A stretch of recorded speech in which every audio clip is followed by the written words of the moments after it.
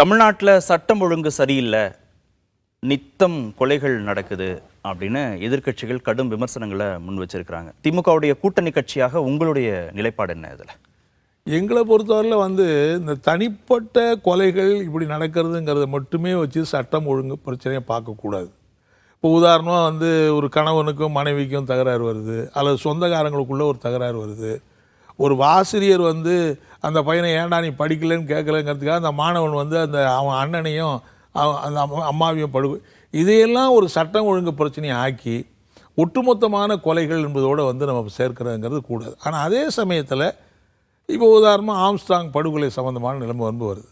அதை பற்றி விசாரிக்கிற போது என்ன வருது, அது இண்டிவிஜுவல் கொலையாக தெரியல, அதுக்கு பின்னாடி ஒரு நீண்ட தொடர்ச்சி இருக்குது.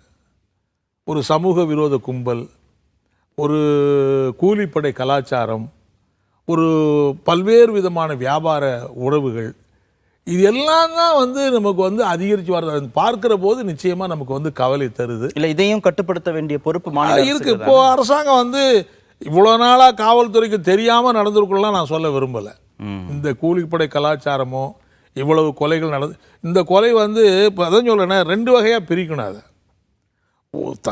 தன்னுடைய ஒரு ஆத்திரத்தில் ஒருத்தனை விட்டுனா சொந்தக்காரங்குள்ளே அடிச்சுக்கிட்டான், அண்ணன் தம்பிக்குள்ளே அடிச்சுக்கிட்டாங்கன்னா அது that's a different thing. But இந்த மாதிரி திட்டமிட்டு ஒரு கூலிப்படை கலாச்சாரம் என்பது வளர்ந்துக்கிட்டு இருக்குங்கிறது தான் உண்மையிலேயே கவலை அளிக்க வேண்டிய விஷயம். இது ஏற்கனவே காவல்துறை கட்டுப்படுத்தி இருக்கணும். 200 நாட்களில் 579 கொலைகள்னு திரு இபிஎஸ் அறிக்கை சொல்றாரு. இப்போ எண்ணிக்கையே ரொம்ப மிரட்சியாக இருக்கு. அதாங்க அந்த 2 வகையாக பிரித்து பார்க்கணுங்கிறது தான் என்னுடைய புரிதல். ஒன்று தனிநபர் சம்பந்தப்பட்ட கொலைகளோ அது அரசாங்கம் அரசியல் கொலைகளும் தானே நடக்குதுன்னு சொல்ல. அதான் சொல்றாங்க தொடங்கி திரு ஜெயக்குமார் தொடங்கி. அதனாலதான் நான் சொல்றது அந்த மாதிரி இருக்கிற கொலைகள் என்பது காவல்துறையினுடைய ஒரு காவல்துறையினுடைய பலகீனமான அல்லது அதை கட்டுப்படுத்துவதற்கான அந்த தன்மை இல்லாதனுடைய விளைவு தான் இந்த கூலிப்படை கலாச்சாரம் தமிழ்நாட்டில் வளர்ந்துகிட்டு.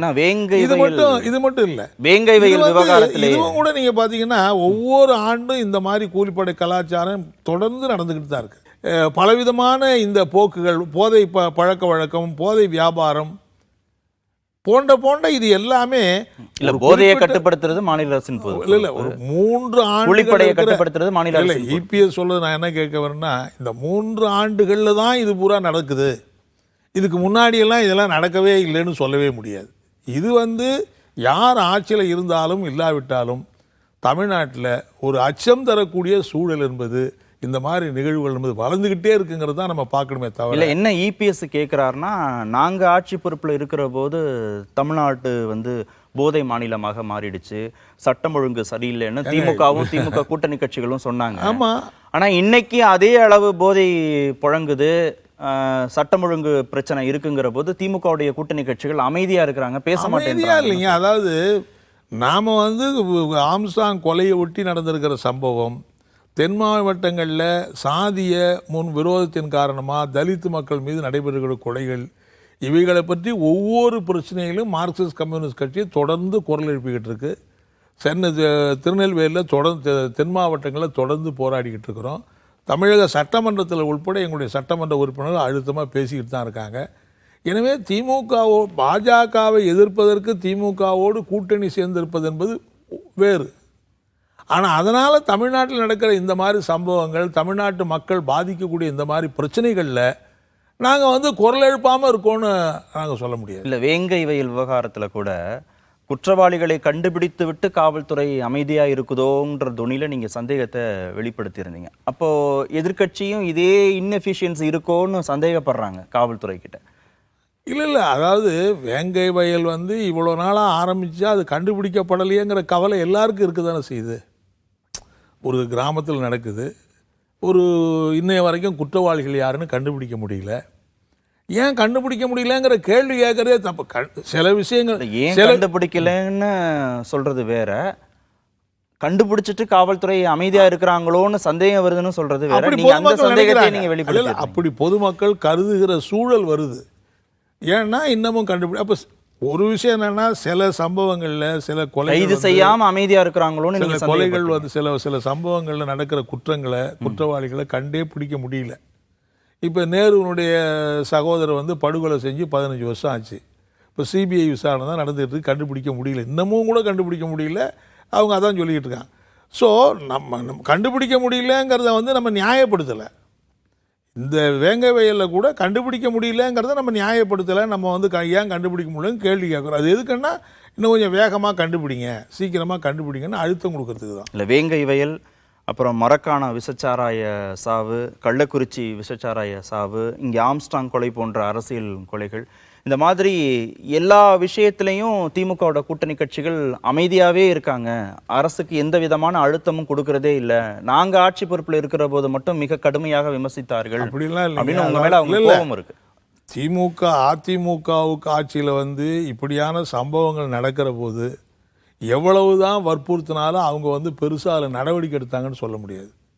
ஆனால் இன்றைக்கி திமுக ஆட்சியில் இப்போ மரக்காண கள்ளச்சாராய சாவாக இருக்கட்டும், அல்லது கள்ளக்குறிச்சி விஷச்சாராய சாவாக இருக்கட்டும், அல்லது வேறு பல சம்பவங்களாக இருக்கட்டும், இதன் மீது உதாரணமாக கள்ளக்குறிச்சியில் சம்பவம் நடந்த உடனே முதல்ல நாங்கள் தான் எங்கள் கட்சியின் சார்பில் ஆர்ப்பாட்டம் நடத்தினோம்.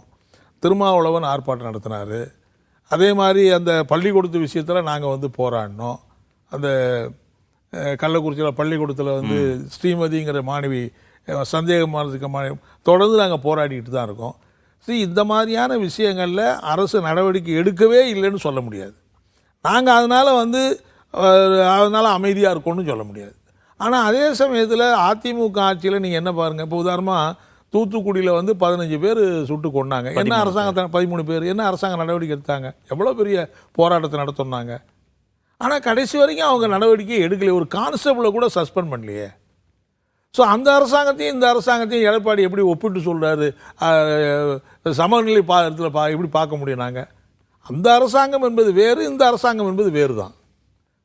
கூட்டணி கட்சிங்கிறதுனால உங்களுக்கு கூடுதல் அனுசரணை இருக்குது? அல்ல அப்படி அதாவது இயற்கையாக ஒரு கூட்டணிங்கிற போது, ஒரு தோழமைங்கிற போது இருக்குங்கிறது வேறு. ஆனால் அதுக்காக நாங்கள் பிரச்சனையை விட்டு கொடுத்துட்டோம், சமரசம் பண்ணிக்கிட்டோன்னு சொல்ல முடியாதுல்ல. ரெண்டு அரசாங்கத்தையும் நாங்கள் எப்படி சமநிலையில் பார்க்க முடியும்? அரசியல் ரீதியாக இருக்கிற வேறுபாடை விட்டுருங்க.